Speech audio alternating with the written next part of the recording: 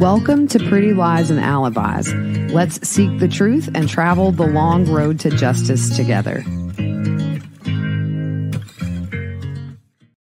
What you know, Alibiers? Welcome to another episode of Pretty Lies and Alibis. I'm Gigi. Day 23 of the Lori Vallow murder trial. We're going to jump into it, but real quick, thanks to everybody who's donated. Appreciate you guys so much. And music fact of the day, the song Under the Bridge by the Red Hot Chili Peppers, a great, great song. Anthony Kiedis wrote that song about his struggles with addiction. And the lyrics actually came from a poem. And in that poem, it talks about disconnection from people, but yet remaining in tune with the larger space around you, but really with that heightened isolation that comes from drug use. So the lyrics make sense if you kind of know the backstory. It's a great, great song. It spent a lot of time on the charts. I think it was like 40-something weeks on the top 100, and that album went platinum. That's such a great album. Well, where did we get today? We had the FBI agent Hart on the stand. Now, if you remember yesterday, there was a lot of debate about whether or not this PowerPoint that he had put together could come in, because the defense said it was argumentative. It kind of was more like closing statements as opposed to just something to supplement his testimony. And so overnight, they fixed all that. And he is on the stand. He introduces himself, and he actually now is the chief deputy of the Canyon County Sheriff's Office. He's been there for 8 months, but from 1995 to 2022, he was a special agent for the FBI. Now, he's trained in identifying graves as well as locating and exhuming bodies. He has been involved in many cases that involve crimes against children. He's worked abductions, missing kid cases. So he explained when it crosses state lines, then the FBI gets involved. And even if the case doesn't fall under their guidelines for joining the case, they will just simply assist local law enforcement any way they can. And a very scary statistic is if a child is abducted and is going to be killed, it's going to be within 24 hours after that abduction. Now, the defense is still arguing hearsay at this point, but the judge is going to let this in. Now, he actually had some training in behavior analysis in criminal investigations, but he's not a behavior analyst. They do have that specialized unit in the FBI, as we know. So when there's missing children, there is a unit within the FBI that's called the CARD team. That's Child Abduction Rapid Deployment. And they can deploy very quickly to assist with looking for missing kids. So they came in and assisted law enforcement, but with JJ and Tylee, they worked at the request of Rexburg PD.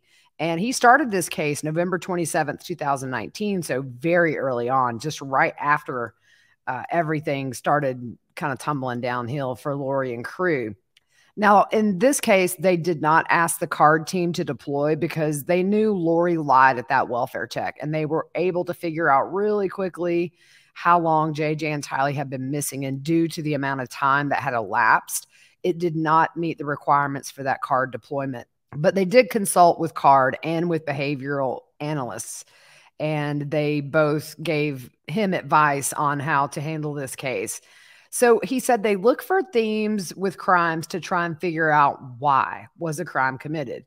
They just follow the evidence wherever it leads, and if it's centered around one thing, that's kind of what they focus on. His roles in this case were supervising the investigation. He also supervised other agents' activities. He made sure that leads were sent to the appropriate divisions. And he also played a role in the investigation. He conducted interviews. He was present at the search warrant when they found JJ and Tylee's remains. And he also did a complete analysis of Lori's iCloud accounts. And there was a huge volume, as you can imagine, of communication, including emails, photos, videos, notes, contacts that are all relevant to this case. And so this information was shared across all the different agencies to assist them in what they were doing with their spot in the investigations.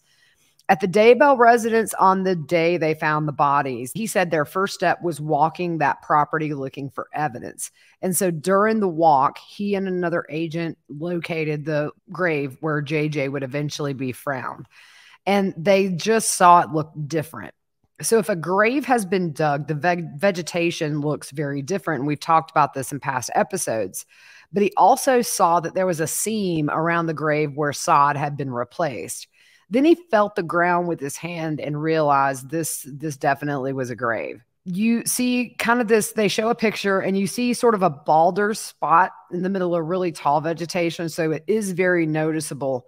And they used a probe, which is a rod with a point that they stick into the earth. Now, undisturbed earth, it's hard to get that rod down into, but if a grave has been dug there, that rod will go down into the earth easily. Now, those seams were 18 to 24 inches, and the length of that was about 48 inches. So when they tried to probe, it did not penetrate. Now, remember, Chad had the rocks and then the wood paneling. So that's what that probe was hitting when they were trying to probe the ground. They just kept investigating, even though that probe didn't go into the ground, because that's not the only tool they use to identify a grave. They show a photo with the first layer of earth taken off, and that's where you see the roots have been cut from the tree, and then it was shallow. As soon as they removed that layer of sod, they saw those rocks. It was not very deep at all. And then once they removed the rocks and the wood paneling, they saw something that had been buried there. So he was present when JJ was discovered. He helped exhume JJ's body, and he also helped with collecting Tylee's remains. The FBI specializes in long-term complex investigations with a lot of data involved. In iCloud accounts, you'll find essentially whatever is on your smartphone and kind of what's been on your smartphone. It's really just kind of a mirror image of what your phone has on it, as well as the activity. He also talked about carved strings, and that's when you delete something off your phone, but it's not overwritten on your iCloud yet. So it may be off your phone, but if you have your phone set to back up to iCloud, it still may be present there. They also use the Cellbrite software, that organizes the data. You can go in there and view the data in the iCloud. Messages can be fragmented and hard to recover sometimes. And we've seen in this case, there have been times where there have been deleted texts they just were not able to recover. They also can use filters to narrow their search down. So the earliest record with the Lori 4 style iCloud went all the way back to 2000. So he set a filter from October 26th of 2018. That's when Lori and Chad met and then went forward. The filter ended in late November 2019 because Lori stopped using that phone and that iCloud account. Now, there's a column, how they present this on the screen. There's a column with a lot of things in a line going down, and it's kind of categorized. So it might be videos, photos, messages, and different types of data that's stored on that iCloud account. And then it shows the number of records that exist for each category. There were over 13,000 text messages found just on the Lori for Style account. Now, the Lolly time, that was created April 2019. So this is well into when her and Chad are plotting all their evil deeds. That was used until November of 2019. It had way less on the iCloud than Lori for Style because that account had been used at that point for almost 19 years. And he explains it's a really involved process that he used to analyze the data. He opened up the compartments one by one to examine them. If he found something pertinent to the investigation, he would document it. So in Lori for Style, just one chat with one person, it might have 3,000 messages within that chat. His estimate is 130 to 150,000 records existed for that Lori for Style iCloud alone. That is a lot. And this kind of stuff, you have to read it. Like they have to go through with their own eyes because this isn't something software can do. It can't go in and tell you this is what you need, to have at trial. So an example, in the SMS section, he applied the filter from the date her and Chad met all the way up to November 2019. And he just was demonstrating how then he has to go in and read every individual text message. And if something was pertinent, he would copy and paste it so that it's exactly how it was on the data. They show an example on the screen. It has a timestamp of the date and the time the message was sent or received, shows who sent it and who the recipient was. He said also in the mix of all this were a lot of very normal communications like talking to friends, car rental, hotels, insurance, appointments for JJ, normal stuff for Tylee, just, so it was a lot to weed through. He based what was relevant really just looking at the totality from interviews they did with people, searches they conducted, and they had developed a good idea of what might have occurred. And so he really focused on participation and who was participating. When he began this case, as we know, JJ and Tylee had really just been figured to be missing. And his investigation into this iCloud account went on well after their bodies were recovered. The hours he spent going through all this data has been well over 200 hours. So he found leads and concepts that merited follow-up investigation. And the main was the relationship between Lori and Chad. I mean, we all know they very quickly began an affair and started their plans to get married soon after they met back in October of 2018. So in looking through these accounts, they found information that there were barriers in the way for Lori and Chad to be together. So there were several communications regarding JJ and Tylee that were relevant to their deaths, and they discussed their deaths. We did not get into that today. I'm hoping we really do on Monday. I think Monday, too, is going to be very important to see if there's any kind of a tie with these text messages tying Lori to that conspiracy for Tammy, because I don't know about you guys, but I haven't heard anything, even though we all know what's up. As far as for the trial, I haven't heard a whole lot tying her to the conspiracy yet. So I'm really hoping there's some incriminating stuff coming with these texts. This is one of the last witnesses. So if not, maybe the last. And you save that for the end. I think minds are going to be blown next week. After the affair began, there were communications that Charles, Tammy, JJ, and Tylee needed to die. That was huge. The word they used were obstacles. So these living human beings that were family became obstacles once these two knuckleheads met. The data showed financial information, the relationship dynamics between Lori and Chad and Alex that were all relevant to the investigation.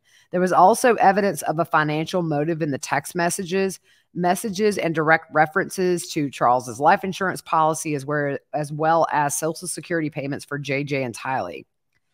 So we move on to the PowerPoint finally, because all that was just sort of demonstrating the Cellbrite software and how it worked. So let's look at one contact. There was a Bishop Shumway, who was Chad Daybell. That was created on the 28th of October, 2018 at 1:23 p.m. Now, the reason this date is important, this is 2 days after Lori and Chad met. That conference lasted 2 days until the 28th, and this is the first known contact or entry regarding Lori and Chad they could find. So there was a text on January 23rd, 2019 between Lori and Audrey. Remember, Chad asked Audrey if she would befriend Lori because she needed somebody. So it seems like this is probably one of the first communications they had. It said, Audrey, this is Lori. Would love to talk to you about what we both know. Audrey said, hi, I guess you talked to Chad. Ha ha. I have a crazy work schedule, so maybe after 9:30. And Lori said he did. That's okay. Just let me know. No pressure. It's fun to talk to someone who essentially believes what I believe. Audrey told Lori that Sunday afternoons was the best time for her to talk, and she said she talks to him, and him was not defined, over lunch breaks. The significance was that they, quote, both knew, because Chad told Audrey about his plans to marry Lori.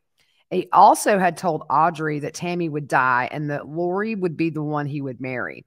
Get this, he wanted Audrey to be a buffer between him and Lori until Tammy died, and Audrey was willing. So we jump to March 20th of 2019. There's text between Lori and Alex. I just read it, but finding out some great stuff about you. I'm going to do some ceilings. Can't wait to share all the things I learned about you. Wow, it explains a lot. Alex says, okay, hurry up, please. Lori responds, going to check with my source tonight to be sure. They go on to talk about the fact that Chad acted as a religious leader and Alex participated in the conspiracy in the murders of JJ, Tylee, and Tammy. Lori made direct communications about religious concepts, and it was frequent and repetitive, where the group would text Lori and say, hey, check this out, or get Chad to check this out. Lori's position was kind of next to Chad in this elevated position, and others would seek their counsel for revelations and visions. Alex and others would seek instruction from Lori.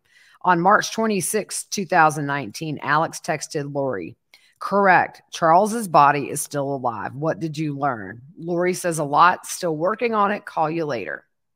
So, still working on it. The agent said he saw frequent usage of that phrase. "We are working on it" was another way too.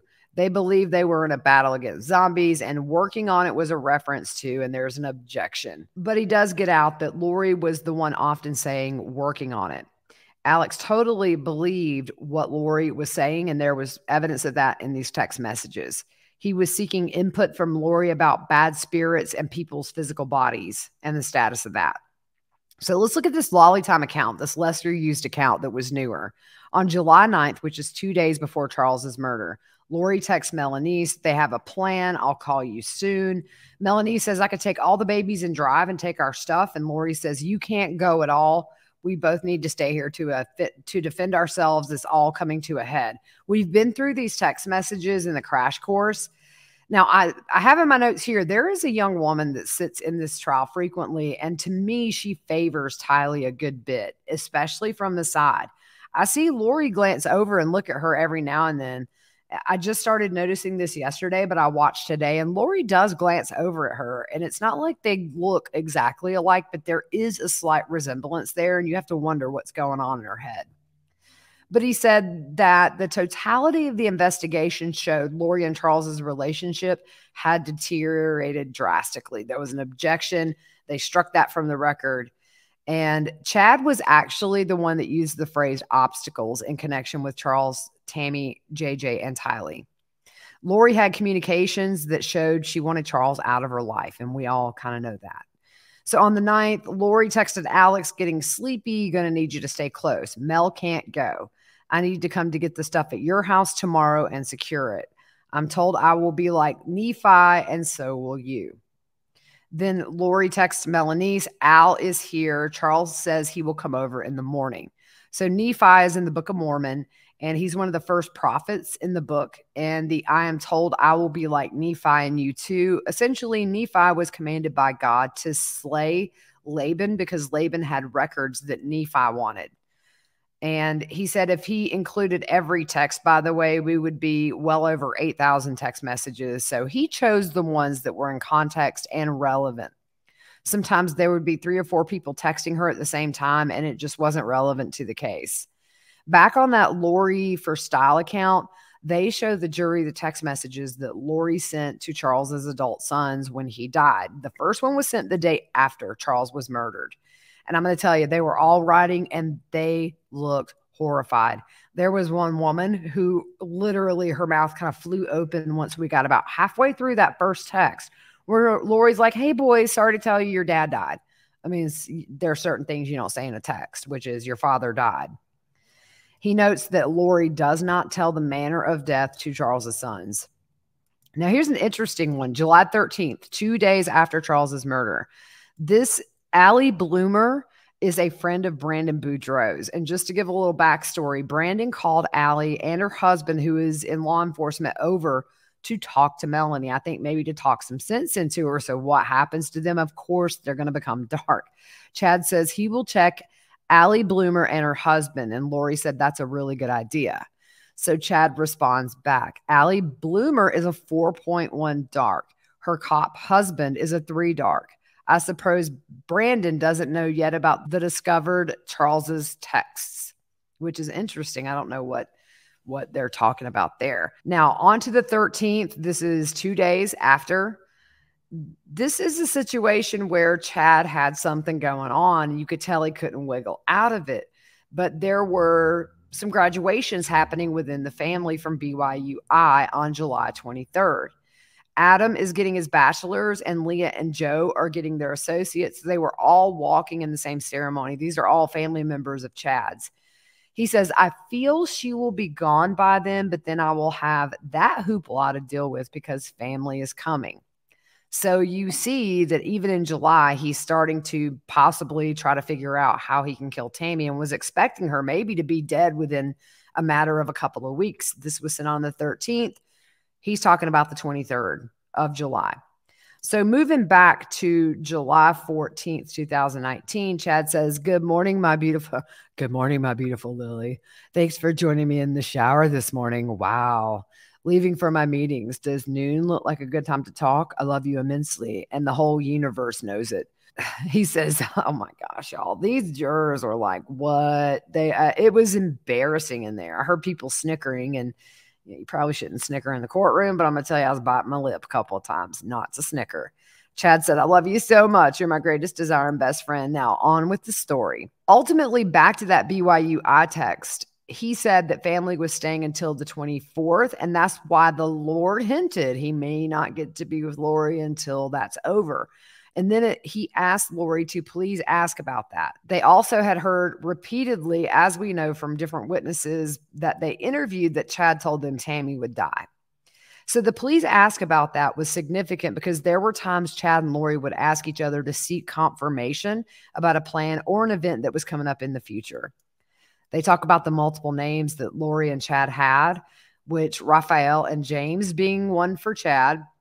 Lori was Elena or Lily, and Chad used Lily a lot when referring to Lori.